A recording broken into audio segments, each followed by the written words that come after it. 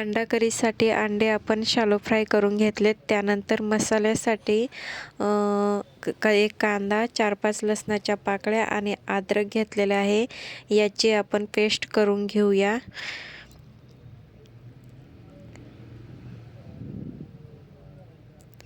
आणि पॅनमध्ये तेल टाकून या भाजीला तेल थोडं जास्तच वापरायचं आहे. यामध्ये ती पेस्ट टाकून घेऊया. तर पेस्ट कमी गॅसवर आणि चांगली अशी परतू द्यायची तेल सुटेपर्यंत.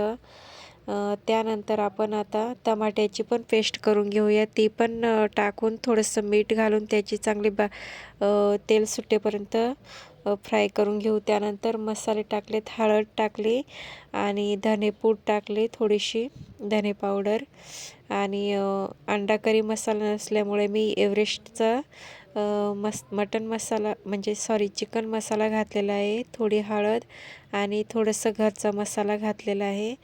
त्यानंतर लाल तिखट घातलेलं आहे आणि त्यानंतर थोडंसं पाणी घालून आणि त्याला चांगलं परतून घेऊया तेल सुटेपर्यंत.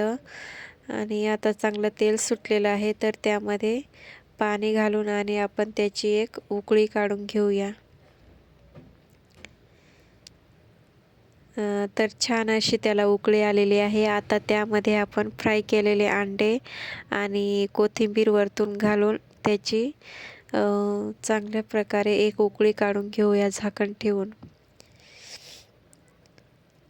तर बघा, खूप छान अशी अंडा करी तयार झालेली आहे आणि तरी पण खूप छान आलेली आहे. तर व्हिडिओ कसा वाटला कमेंट करून